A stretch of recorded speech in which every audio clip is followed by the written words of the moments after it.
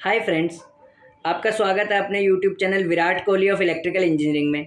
तो जैसे कि क्रिकेट में विराट कोहली बहुत ही बेस्ट प्लेयर है, ठीक है। तो ऐसे ही आप मेरे चैनल पे भी भरोसा रखिए, ठीक है। मैं भी बेस्ट कंटेंट डिलीवर करने की कोशिश करता हूँ, ठीक है। तो नमस्कार दोस्तों, मेरा नाम है आशीष गौड़ और मैं हूँ विराट कोहली इलेक्ट्रिकल इंजीनियरिंग का। तो अब एक इम्पॉर्टेंट टॉपिक पे आज मैं आपके बात करने जा रहा हूँ। आपने आपने जब भी कभी पावर ग्रिड का एग्ज़ाम दिया होगा, तो पावर ग्रिड में ना आपने एक नॉन टेक्निकल सेक्शन जो है उसमें थोड़ी सी दिक्कतों का सामना किया होगा, ठीक है। क्योंकि जो नॉन टेक्निकल सेक्शन होता है पावर ग्रिड का, वो थोड़ा सा ट्रिकी आता है, ठीक है। तो पावर ग्रिड में नॉन टेक्निकल में अच्छे से कैसे स्कोर किया जाए ये मैं आज आपको बताने जा रहा हूँ, ठीक है। तो पावर ग्रिड में नॉन टेक सेक्शन हमारे पास 4 हिस्सों में डिवाइडेड होता है। सबसे पहला जो नॉन टेक सेक्शन डिवाइड होता है वो होता है क्या बोलते हैं, रीजनिंग, एप्टीट्यूड, इंग्लिश। और एक लड़का बोल रहा था क्या जीके आएगा? यस, जीके आएगा पावर ग्रिड में, ठीक है। जीके आता भी है नहीं भी आता, पर आप पढ़ के जाएं, ठीक है।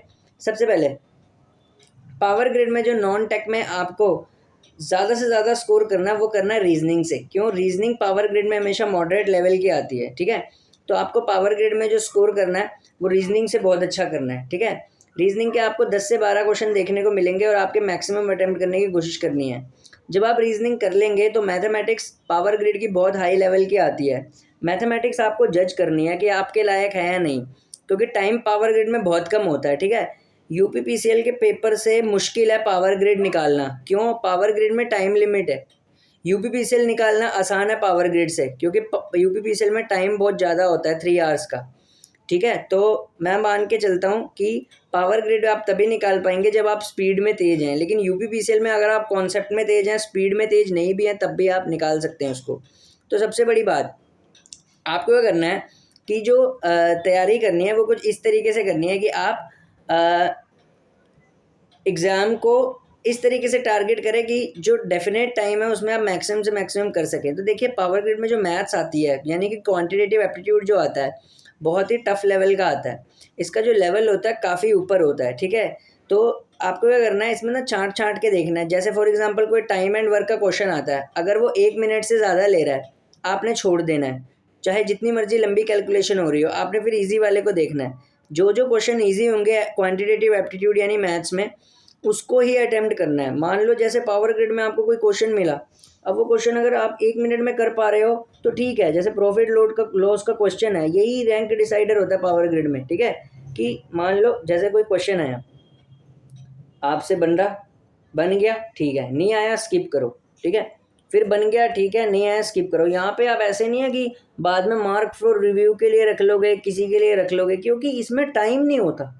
ये सब काम यूपीपीसीएल में जचते हैं कि भैया मैंने तो जी फलाने के छोड़ दिया था, बाद में अटेम्प्ट किया, तो वहाँ पे तो 3 आवर्स हैं।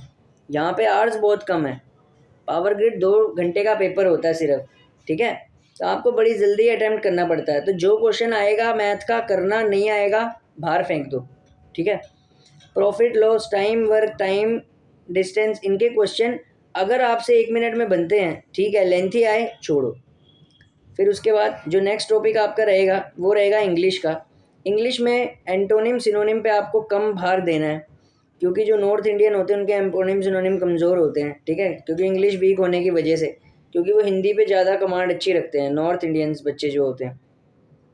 तो मैं आपको सजेस्ट करता हूँ कि आप इंग्लिश में एंटोनिम सिनोनिम पे सबसे ज़्यादा कम ध्यान दें। अब एंटोनिम सिनोनिम पे अगर आप कम ध्यान देंगे तो आपको फिर इंग्लिश में नंबर कहाँ से उठाने हैं? जो छोटे मोटे टॉपिक्स होते हैं, जैसे कि प्रेपोजिशन हुआ, ठीक है, आर्टिकल हुआ, ठीक है। तो नॉन टेक की सबसे बेस्ट स्ट्रेटेजी है इसको अपने फ्रेंड्स के साथ भी शेयर करना, ठीक है।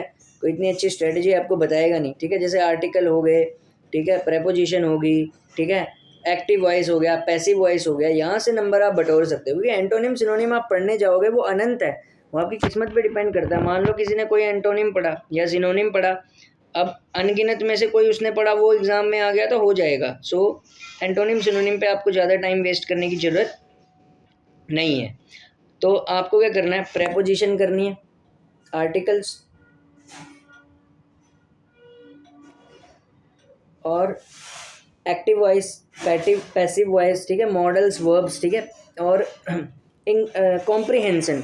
कॉम्प्रिहेंशन एक ऐसी चीज़ है जो लड़का बिना पढ़े भी कर सकता है, क्योंकि वहाँ पे आपके पास क्वेश्चन होगा, उसको पढ़ना, उसकी प्रैक्टिस करना हो जाएगा, ठीक है। तो इंग्लिश कॉम्प्रिहेंशन से आपको नंबर लेने हैं। फिर जब इतना हो जाए उसके बाद आपने जीएस पे आना है। जीएस हमेशा अनप्रिडिक्टेबल रहता है। टफ आया कट ऑफ डाउन चली जाएगी, मुश्किल आया सही चली जाएगी, पर जीएस में तुक्के ना मारना यार। एसएससी जेई में भी यही हाल हुआ था तुम्हारा, और एनएचपीसी में भी यही हाल हुआ था। तुक्के बहुत बेकार होते हैं, वो लगता तो है जीएस करते वक्त, ठीक है, कि यार मेरा ना ये सही जाएगा, बट जीएस मैं कहता हूँ सेलेक्टिवली अटेम्प्ट करनी चाहिए। आता है ठीक है, नहीं आता छोड़ दो। कम से कम उसकी वजह से टेक्निकल के तो नंबर ख़राब नहीं होंगे तुम्हारे, या बाकी किसी सेक्शन के, क्योंकि नेगेटिव मार्किंग जो होती है ना वो बहुत इम्पैक्ट करती है पेपर पे। अच्छे अच्छे लड़कों का पेपर ख़राब हो जाता है नेगेटिव मार्किंग की वजह से। और नेगेटिव मार्किंग सबसे ज़्यादा कहाँ पे होती है? जीएस में, ठीक है। क्वेश्चन ना भी आता हो ना, तुक्के मारूंगा मैं तो भैया, तुक्के नहीं देने जीएस में। आता है ठीक है, नहीं आता कट करो। अभी जीएस का क्या पता, तुम्हें क्या पता कि इसका यही आंसर होगा, वो तो तुम तुक्के तक्के लगा के। मेरे 35 अटैम्प्ट, मेरे इतने अटैम्प्ट जीएस में, और भैया जीएस का अटैम्प्ट आंसर की में औकात दिखा देता है कि क्या है, ठीक है। तो आता होएगा ठीक है, नहीं आता होएगा। जीएस में आपको पावर ग्रिड में करंट अफेयर्स ज़्यादा पढ़ने हैं, पावर ग्रिड स्टैटिक जीके पे बहुत कम फोकस करता है।